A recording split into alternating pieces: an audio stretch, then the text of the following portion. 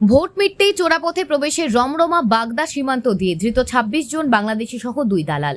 Lok Sabha vote পর্ব বাগদা সীমান্ত দিয়ে রমরমিয়ে শুরু হয়েছে ধুর পাচার। পুলিশের চোখ এড়িয়ে শয়ে শয়ে বাংলাদেশি দালাল ধরে এদেশে ঢুকে পড়ছেন। ভারত থেকে বাংলাদেশেও চলে যাচ্ছে অভিযোগ। শুক্রবার বিকেলে ও শনিবার সকালে ভারত থেকে চোরাপথে বাংলাদেশে যাওয়ার সময় বাগদার রনঘাট এলাকা থেকে ২৬ জন বাংলাদেশিকে গ্রেপ্তার করেছে পুলিশ। পাচারের অভিযোগে ২ ভারতীয় দালালকেও গ্রেপ্তার করেছে পুলিশ। ধৃতরা সকলেই ভারত থেকে চোরাপথে বাংলাদেশে যাবার জন্য এসেছিল। এর মধ্যে রয়েছে একাধিক মহিলা। ধৃত মহিলারা ভারতের বিভিন্ন রাজ্যে পরিচালিকার কাজ ও পুরুষরা দিনমজুরের কাজ করছিল। তারা দালাল ধরে চোরাপথে পারাবারের জন্য রনঘাট সীমান্তে এসেছিল। পুলিশ খবর পেয়ে অভিযান চালিয়ে তাদের আটক করে। ধৃতকে শনিবার বনগাঁ মহকুমা আদালতে পাঠিয়েছে পুলিশ।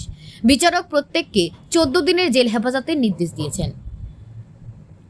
গতকাল ২৮ জন বাংলাদেশি নাগরিক যারা without any valid documents are passport তারা বাগদা থানা এলাকা দিয়ে ভারতে ঢোকার চেষ্টা করেছিল এবং ভারতে যখন ঢুকেছে তখন বর্ডার সিকিউরিটি ফোর্স তাদের গ্রেপ্তার করে এবং তাদের কাছে কাগজপত্র চাইতে গেলে তারা ইন্ডিয়ান কোনো ঢোকার কোনো পারমিশন দেখাতে পারেনি কিংবা কোনো বৈধ কাগজপত্র তাদের কাছে ছিল না। সেই পরিপ্রেক্ষিতে তারা ২৮ জনকে গ্রেপ্তার করে বাগদা থানার পুলিশের কাছে হ্যান্ডওভার করে এবং বাগদা থানার পুলিশ তাদেরকে রিঅ্যারেস্ট করে এবং ২৮ জনকে বনগাঁ ICJM আদালতে আজকে প্রেরণ করে এবং যাদের বিরুদ্ধে 14 ফরেনার্স অ্যাক্টে মামলা রুজু হয় এবং সেই পরিপ্রেক্ষিতে লানেট ICJM কোর্ট তাদেরকে ১৪ দিনের জেল হেফাজতের নির্দেশ দিয়েছেন। নামটা করতে বলেন। সমীর দাস। ২৮ জন বাংলাদেশিকে ধরেছে এবং এই ব্যাপারে আমাদের নির্দেশনা বলছেন যে এতে সম্পূর্ণ পুলিশের সহযোগিতা রয়েছে। কী বলবেন অবশ্যই? না, এই ২৮ জন যে বাংলাদেশি এরা চোরাপথে ভারতবর্ষে এসেছিল এবং গুজরাট সহ ভারতবর্ষের বিভিন্ন রাজ্যে এরা শ্রমিক বা কেউ কেউ পরিচারিকার কাজ করত এবং তারা আজকে সংঘবদ্ধভাবে আবার চোরাপথে বাংলাদেশে ফিরে যাওয়ার একটা উদ্যোগ নিয়েছিল। সেখানে পশ্চিমবঙ্গ পুলিশ এবং আমাদের বাগদা থানার বড়বাবুর নেতৃত্বে রনঘাট অঞ্চল থেকে তাদেরকে গ্রেপ্তার করে। আসলে এরা চোরাপথে যখন আসছে তখন BSF-এর সহযোগিতায় আসছে এবং ভারতবর্ষের বিভিন্ন রাজ্যে এরা ছড়িয়ে পড়ছে। তখন BSF এদেরকে আসার জন্য সহযোগিতা করছে আর রাজ্য পুলিশ তার সক্রিয়তা নিয়ে এদেরকে গ্রেপ্তার করছে। এইটা বিরোধী দল তারা দেখতে পাচ্ছে না। তারা মানে রাজ্য সরকারকে হেয় প্রতিপন্ন করবার জন্য এই সমস্ত অপপ্রচার এবং তৃণমূল কংগ্রেসকে হেয় প্রতিপন্ন করবার জন্য এই সমস্ত অপপ্রচার করছে।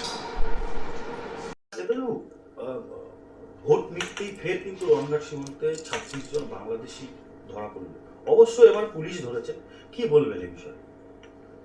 দেখুন, বাগদা থানা রনঘাট যেখানে কাঁটাতারের কোনো বেড়া নেই, আর আপনি বলছেন পুলিশ ধরেছে, হয়তো পুলিশে পয়সা দেয়নি বলে ধরে কেস দিয়েছে। যেই ভোট মিটতেই শুরু হয়ে গিয়েছে বাংলাদেশি এপার ওপার করা, আর এই সবটাই দেখবেন এই রনঘাটে এই বাগদা থানার আন্ডারে। আর যিনি আছেন বাগদা থানায় বসে, তো তিনি না জানলে সব কাজ হয় নাকি? হয়তো পয়সা করে দেয়নি, তাই হয়েছে। আপনি শুনুন, ওখানকারের লোক আমাকে বলেছে, তো বাগদা এলাকার মানুষ আমাকে বলেছে বাগদা থানা এরা আগের দিন ধরেছে পয়সা করির কোনো ডিমান্ড ছিল, ফুলফিল করেনি বলে পরে এটা দেখিয়েছে যে আমরা ধরেছি। এর মধ্যে দিয়ে তো দুষ্কৃতীরা ঢুকে পড়তে পারে, এরা তো ভারতে এসে কাজ করছিল। কার গায়ে লেখা আছে যে আমি উগ্রপন্থী না? কার গায়ে লেখা আছে? ওখানে যারা ধরা পড়েছে তারা উগ্রপন্থী তো হতে পারতো, বা ওর মধ্যে উগ্রপন্থী নেই তার কি মানে আছে? তাহলে এইভাবে যদি পুলিশ প্রশাসনের সহযোগিতায়, এক অংশের পুলিশের সহযোগিতায় এই কাজগুলো হয়, এটা তো ভয়ানক ব্যাপার দেশের ক্ষেত্রে, দেশের নিরাপত্তার ক্ষেত্রে ভয়ঙ্কর ব্যাপার এবং ভয়ানক ব্যাপার।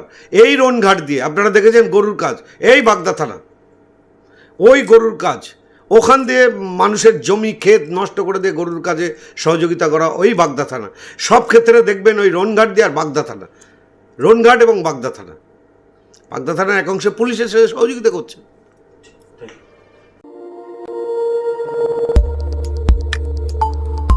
দেখতে থাকুন নিউজ প্রাইম টাইমস, আপনাদের সাথে আপনাদের পাশে।